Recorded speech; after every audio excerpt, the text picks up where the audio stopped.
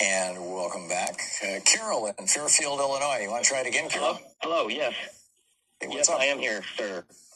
Tom, first-time caller. This is my first year listening. I am grateful and appreciate your show. Thank you. I'm calling today because it's Anything Goes Thursday weekend, and the pandemic is officially over according to the U.S. government. Yeah. But it's not over for me. Today is day 1,116 of my prosecution in Fairfield, Illinois, Wayne County, for a nonviolent attempt to get them to comply with Governor Pritzker's order here to get local police and Walmart to obey the order. I called the police station before. I called the police station on the 2nd of May. Order went into effect on the 1st. This is in 2020. Correct, yes.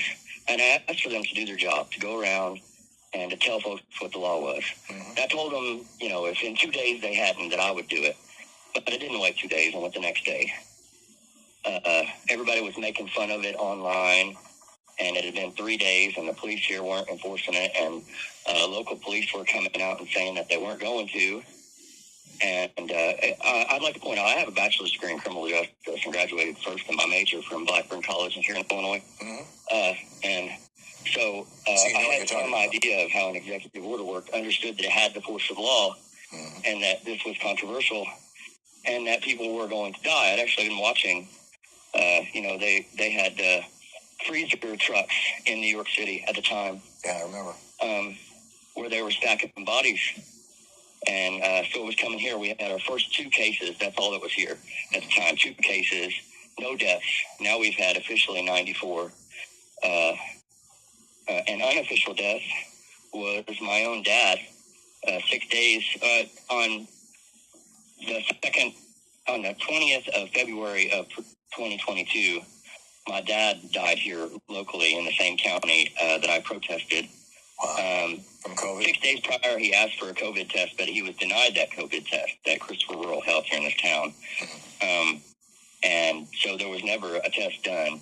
Right. But he was there for breathing issues, and he died of respiratory distress officially on his birth certificate. Sorry to hear that, Carol. So why specifically are you calling me? What did you want our listeners to know? I'm calling because locally we don't have any news that will tell this story. It still hasn't been told. I'm 1,116 days into being prosecuted. There's video evidence that proves that I didn't commit aggravated battery against a police officer. And for some reason, no one can show this video. It can't be shown in court. Over 29 visits. The public defender is somehow unable to make any motions. There's a motion right now by the state to not allow any mention of COVID-19 orders in my cases. Oh, weird.